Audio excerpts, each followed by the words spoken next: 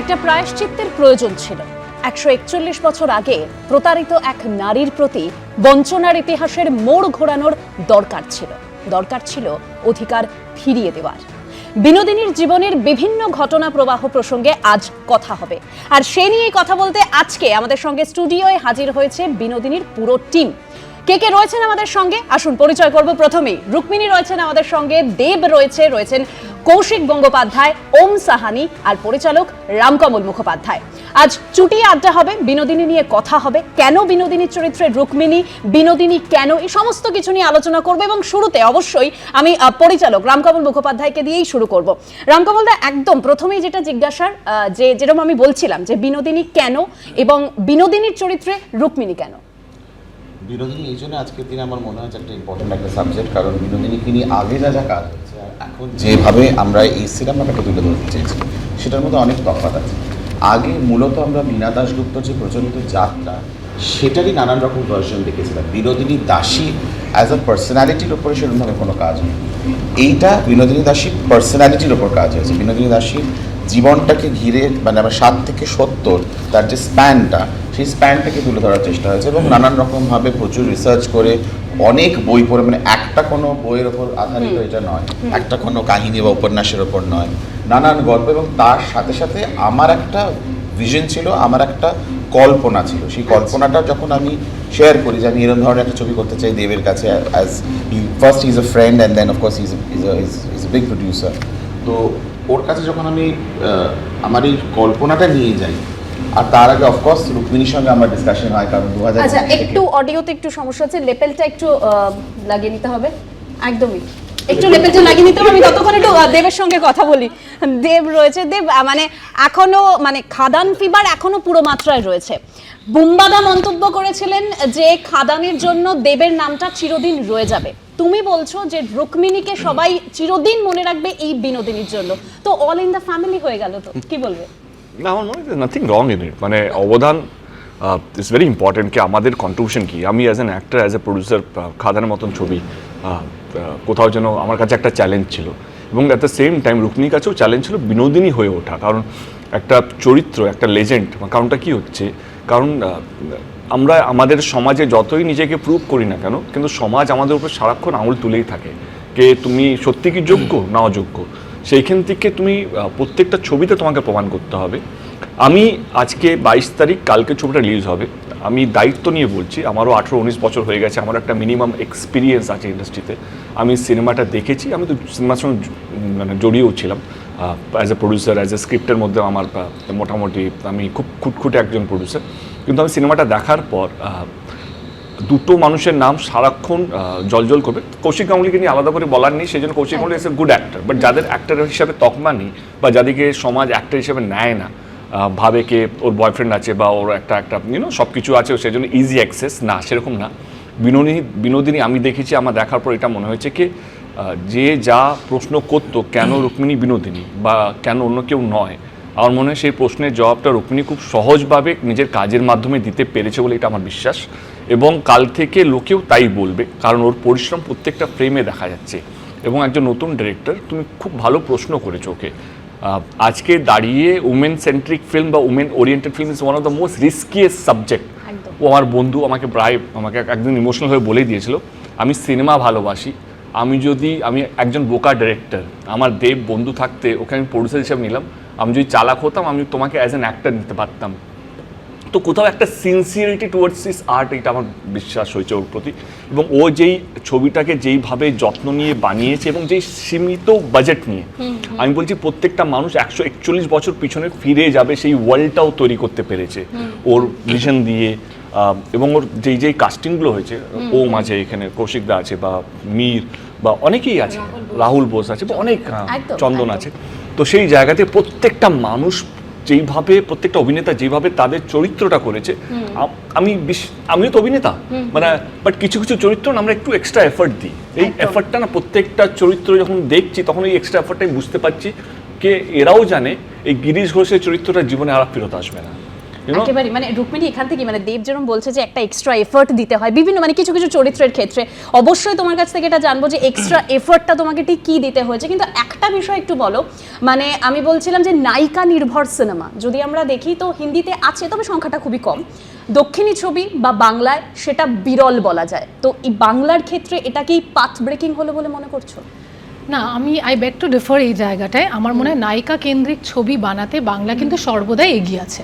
প্রচুর নায়িকা কেন্দ্রিক ছবি হয়েছে এবং সারা দেশ জুড়েও হয়। একদম। কেন বাংলা আবার এগিয়ে রইলো? কারণ এই প্রথমবার হয়তো, যেটা হিন্দিতেও হয় না, সাউথেও হয় না, পাঞ্জাবেও হয়তো হয় না, যে প্রথমবার একজন নায়িকার ছবি একজন নায়কের বাজেটে, সেই ক্যানভাসে, সেইটা কোথাও হয় না। সেটা সাউথে আল্লু অর্জুনের বাজেটেও কিন্তু সামান্থার সোলো ছবিটা হয় না, হয় তার 1/3 অফ দ্য বাজেটে। অ্যান্ড এই জন্যই এই ছবিটা বানাতে 5 বছর লেগে গেল, কারণ আমাদের একটা ছোট ডিমান্ডই ছিল, যেটা বিনোদিনীর জীবনটা কমান্ড করতো ক্যানভাস। বিকজ এটা আমি সবসময় বলছি, এই ছবিটা কিন্তু শুধু ছবি না, এটা একটা সেলিব্রেশন ওনার জীবনের। যে কারণে এই স্টুডিওতে বসে নানান অভিনেত্রীরা এসে তোমার পাশে বসে এতগুলো প্রশ্নের উত্তর দেয়, একদম। ওনার জন্যই আজকে আমরা এখানে আছি। এবং এই ইতিহাসের পাতাটাকে আবার খুলে ফিরে দেখার জন্য, সেটাকে জাস্টিফাই করার জন্য এই বাজেটটা দরকার ছিল। এবং যদি এই সিনেমাটা দর্শক গ্রহণ করেন এবং এটাকে সাকসেস করে তোলেন, তাহলে বাংলা আবার পায়োনিয়ার হয়ে যাবে যে একটা মহিলা কেন্দ্রিক ছবিও কিন্তু দাপটে চলতে পারে। এবং এরকম নানান ছবি হবে, তখন দেশ জুড়ে হবে হয়তো সেম বাজেটে। একেবারেই তাই। আমি এখান থেকে মানে কৌশিক গাঙ্গুলিকে নিয়ে আলাদা করে বলার কিছু নেই, আমি তবে কৌশিকদার কাছে একবার যাব।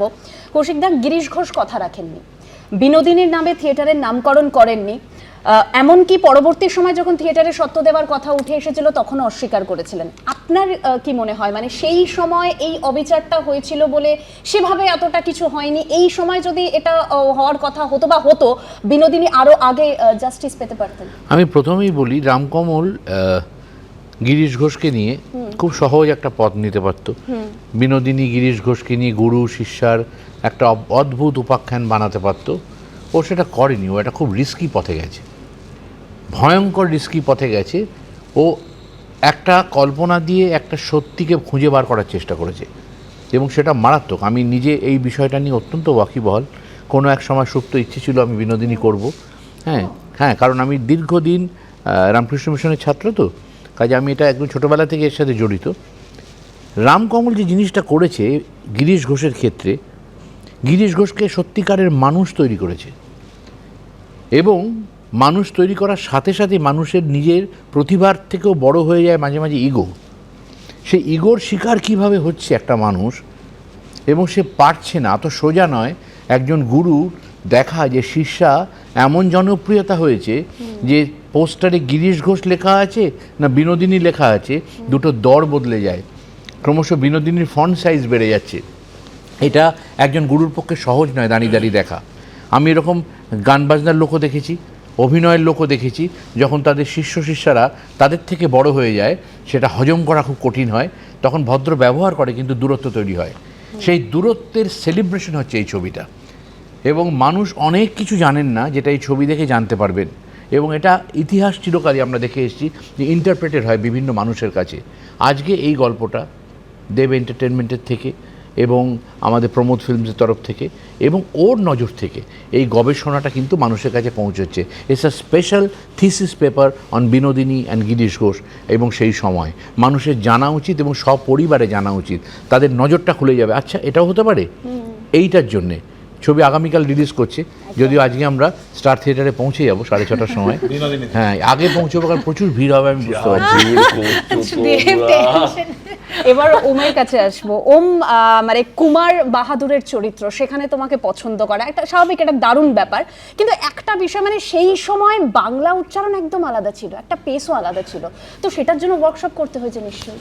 হ্যাঁ, সেটার জন্য আমার অ্যাকসেন্ট নিয়ে অনেক কাজ করেছি, ডিরেক্টরের সঙ্গে বসেছিলাম রামদার সঙ্গে। ইভেন আমাদের শ্যুটের সময় যে অ্যাকসেন্টে কথা বলেছি, ডাবিংয়ে গিয়েও সেটা অনেকটা চেঞ্জ হয়েছে। আমি জানি না আমি কতটা করতে পেরেছি, সেটা অডিয়েন্স দেখে বলবে, বাট রামদা আমাকে যেটুকু বলে শিখিয়েছে বাংলার মধ্যে একটু হিন্দি দিয়ে সেগুলো করার চেষ্টা করেছি। প্লাস বিনোদিনীর এত বড় জার্নিতে আমি একটা ছোট্ট একটা অংশের মধ্যে রয়েছি, আমার সেটা অডিয়েন্সের খুব ভালো লাগবে। গুরুত্বপূর্ণ অংশ, খুব গুরুত্বপূর্ণ একটা অংশ। গুরুত্বপূর্ণ অংশ। আচ্ছা রামকমলদা, একটা কথা বলুন, মানে আপনার কাছে থ্রিলার সিনেমা বানানোর অনেক স্কোপ রয়েছে, ডেফিনেটলি হিন্দিতেও বানাতে পারতেন, কিন্তু বাংলায় বিনোদিনী মানে কেন, মানে সেটা? এই ভাষার জন্য, কারণ ভাই আমার মনে হয় যে আমি হিন্দিতে ডেফিনেটলি বানাতে পারতাম বিনোদিনী, কিন্তু ওই যে সত্যজিৎ বাবু বহু বছর আগে একটা কথা বলে গেছিলেন এবং ওটা আমাদের কাছে কোথাও গিয়ে একটা বেদবাক্য হয়ে দাঁড়িয়েছে, বা we are all fan of Satyajit রে। তো ওটা উনি বলেছিলেন যে a director never chooses the language, the subject will choose the language. কোন সাবজেক্টে তুমি করছো সেটার সব থেকে নিকটবর্তী, সেটা সব থেকে মানে যে ভাষাটা মানুষের কাছে পৌঁছে দিতে পারবে সেটাই সব থেকে গুরুত্বপূর্ণ হয়। বিনোদিনীতে কিন্তু অনেক রকম বাংলা আছে, যেটা আমি আর রুক্মিণী যখন কাজ করতে বসলাম তখন দেখলাম বিনোদিনী নিজের একটা মানে ছোটোবেলার জীবনে একরকম ভাষা, যখন গিরিশ ঘোষের কাছে যাচ্ছেন গিরিশ ঘোষ একরকমভাবে তাকে ট্রেন করছে, তারপরে তার পাশ্চাত্য ভাষা আসছে, তারপরে তার স্টেজে আপনি এটা ভাবুন যে ওই সময় বাংলা আমরা যেটা কত কঠিন হয়েছিল জিনিসটা কাজ করা, ওখানে তখন বঙ্কিমচন্দ্র আছেন, ঈশ্বরচন্দ্র বিদ্যাসাগর আছেন, গিরিশ ঘোষ নিজে একরকমভাবে লিখছেন, জ্যোতিরিন্দ্রনাথ ঠাকুর বাংলা লিখছেন, রবীন্দ্রনাথ ঠাকুর তখন অলরেডি ভানু সিংহের পদাবলী লিখে দিয়েছেন। তো এইগুলো সব কিন্তু আমরা বিনোদিনীর মধ্যে কভার করার চেষ্টা করছি ডিফারেন্ট ল্যাঙ্গুয়েজের থ্রু দিয়ে। সো বাংলা ছবি ঠিকই, বাট তার সাথে সাথে গুরমুখ রায় আছেন, তার আমরা হিন্দিতে কথা বলছি, আমরা হিন্দুস্তানি ইউজ করছি, জয়পুরের রাজপুত তাই জন্য রাজস্থানি ঘরানা আসছে। So all the thing together put together, because তখন বঙ্গ ছিল, এটা ভুললে হবে না, যারা দেখতে যাবেন সিনেমাটা, বঙ্গ মানে অঙ্গ বঙ্গ কলিঙ্গ সব নিয়ে বঙ্গ ছিল। তো it was a greater Bengal, it was not the Bengal that we see now. So greater Bengal had many languages, সেইটার বিউটিটা এই ছবিটার মধ্যে তুলে ধরার চেষ্টা হয়েছিল বলে এটা বাংলায় মানে আমি করতে চেয়েছিলাম। মানে বাংলা ছাড়া হিন্দিতে করতে গেলে এই ভাষার মাধুর্যটা, ভাষার যে একটা ম্যাজিকটা, এটা হয়তো আমি ক্রিয়েট করতে পারতাম না। একেবারে মানে রামকমল একটা জিনিস জানতে চাইবো যে নটি বিনোদিনীর জীবনের অনেক কথাই নথিবদ্ধ হয়নি, সেক্ষেত্রে শুধুই কি মানে ওই আমার কথা অনুসরণ করে চিত্রনাট্যর কাজ হয়েছে, মানে এরকম না ব্যাপার? না না একদমই নয়, কারণ সেটাই আমি করতে চাইনি, কারণ আমার কথাতে অনেক গ্যাপ আছে। এটা কৌশিক দাও, আমার কথা সবারই পড়া, যেখানে যেখানে গ্যাপসগুলো আছে না, সেই গ্যাপসগুলোর জন্য আমাদের ফিল ইন করতে হয়েছে অন্য বই পড়ে, অন্য রিসার্চ করে। তো সেখানে আর যেখানে আমার মনে হচ্ছে যে কোনো ইনসিডেন্টস পাচ্ছি না, কি হয়েছে যা লেখা নেই, উনিও লেখেননি এবং কোনো কারণে হয়তো নথিভূত নয়, সেখানেই তো আমার ইমাজিনেশন, সেখানেই তো ডিরেক্টরকে দেখতে হবে যে ডিরেক্টর তাহলে স্টোরিটা, ন্যারেটিভটা কোন দিকে ঘোরাবে, কীভাবে নিয়ে যাবে। এইটাই হচ্ছে চ্যালেঞ্জ। যখন আমরা হিন্দিতে দেখি বা অন্য যে কোনো ভাষায় দেখি তখন আমরা সেটা প্রশ্নচিহ্ন করি না। মানে আমি সেদিনই একটা কাউকে বলছিলাম যে দেব অ্যাগ্রি করবে হয়তো, মানে হি উইল অলসো আন্ডারস্ট্যান্ড, যে আমরা মহারাষ্ট্রতে বা মহারাষ্ট্রের পুরো স্টেটটাতে হিন্দি এবং মারাঠি সিনেমা মিলিয়ে প্রতি বছর শিবাজির ওপর 4টে ছবি হয়। কেউ ভেবে দেখেছে কোনোদিনও? শিবাজির ছোটোবেলা, মাঝবেলা, বয়সবেলা, শিবাজির দারোয়ান, শিবাজিরই করে যাচ্ছে এবং হিট হয়ে যাচ্ছে পরপর। অজয় দেবগনের লাস্ট ফিল্মটাও শিবাজির ওপরে ছিল, সেটা অল ফিল্মস অন শিবাজি অক্ষয় কুমার করছে। এখন রিসেন্টলি অ্যাজ বি টক ভিকি কৌশল ইজ ডুইং। তো ধার ধার শিবাজি হয়ে যেতে পারে। আমাদের 40 বছর লেগে গেল একটা বিনোদিনী করতে, ওর বহু বছরের একটা বাঘা যতীন করতে। আমাদের তো ভান্ডার তো এখান থেকে।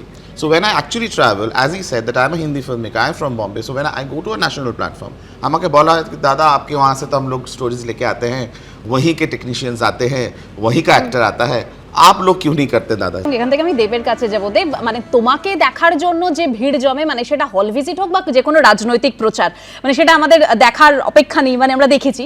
কিন্তু একটা কথা বলো, বিনোদিনীর এই স্টারডাম সেই সময় এই রকমই ছিল, মানে এটা কি ভাবতে অবাক লাগে? না, ও আমার মনে হয় কি যত যেই স্টারডামে তুমি কথা বলছো, স্টারডাম তো কমছে, মানে আস্তে আস্তে ফ্যান্টিক ব্যাপারটাই তো কমে যাচ্ছে। মানে খুব কম অভিনেতারা আছে তারা এটা ধরে রাখতে পেরেছে। আদারওয়াইজ আগের দিনে, এখন তো সোশ্যাল মিডিয়া যুগ, আগে তো হিরোকে দেখার জন্য হয়তো সিনেমা হল, দূরদর্শন, ম্যাগাজিনের পাতা আসছিলাম, বাস এই 3টে জায়গা ছাড়া তো মানে না, মানে আমি আমারই কথা বলি, যখন আই লাভ ইউ যখন সোশ্যাল মিডিয়া ছিল না বা চ্যালেঞ্জ, তখন পুরো এরিয়া জাম হয়ে যেত। আজকে যে ভিড়টা দেখছো, মানে অফকোর্স মানে টাচুট সেটাও বাট আমরা যদি এটা দেখে থাকি, তো বিনোদিনী তো যেভাবে আমরা পড়াশোনা করছিলাম, গবেষণা করছিলাম, রিসার্চ করছিলাম, ওনার নামে টিকিট বিক্রি হতো, ব্রিটিশরা এসে ওনার শো দেখে গেছেন এবং ওনার শো বন্ধ করেছেন, ওনাকে অ্যারেস্ট করা হয়েছে। উনি যখন অ্যান্টি ব্রিটিশ যখন নাটক করছিলেন, তখন আমাদের সিনেমাতেও আছে সেটা, খুব সুন্দরভাবে রাম দেখিয়েছে। তো উনি একটা সময় নাকি দেশের মুখ হয়েছিলেন আর কি, ব্রিটিশ বিরোধী। তো সেই জায়গা থেকে ওনার শুধু অবদান শুধু নাটক নয়, মানে এই যে সোশ্যাল একটা রেলিভেন্ট নিয়ে আসা, রেভলিউশন নিয়ে আসা, ওনার নাটকের মধ্যেও সেটা দেখানো হয়েছিল। এবং আমার মনে হয় কি শি ওয়াজ দ্য স্টার। মানে এখনও মানে যারা আমি সত্যি একটা অনেস্ট কথা বলছি, যখন রাম আমার কাছে এসেছিল, রাম একটা স্ক্রিপ্ট নিয়ে এসেছিল, আমি বললাম দেখো আমার বিনোদিনী খুব বেশি জানা নেই, আমি জানি উনি শুধু নাটকের লেজেন্ড, তার বাইরে ভেতরে কিভাবে স্টার থিয়েটার কেন হয়নি, আমার মতন অনেক সাধারণ মানুষ আছে যারা হয়তো জানে না। আমি রামকে একটাই কথা বলেছিলাম, আমার এই ছবিটা এমন হওয়া উচিত যে জানে না সেও যেন বুঝুক কি ছিল, একদম। মানে ভদ্রমহিলার অবদান, কন্ট্রিবিউশন, স্যাক্রিফাইসটা কী ছিল সেটা যেন খুব সিম্পলি দেখানো যায়। এবং আমার মনে হয় কি যারা যারা বিনোদিনীর বিষয়ে জানেন না বা শোনেননি, যারা জানেন তারা তো তাদের কাছে তারা পুরো ওয়ার্ল্ডটাকে দেখবেন, যারা একেবারেই, জানেন যারা না জানেন না তাদেরকে আগামীকাল আসতে হচ্ছে, কারণ আগামীকাল রিলিজ রয়েছে। তাই বিনোদিনীর টিমকে আগাম শুভেচ্ছা, সবাইকে গুড লাক। এবং আজকের আলোচনা, আজকে আমাদের বিনোদিনীর টিমের সঙ্গে আলোচনা এখানেই শেষ করতে হচ্ছে, তবে অন্যান্য সব খবরের জন্য আপনাদের নজর থাকুক এবিপি আনন্দে।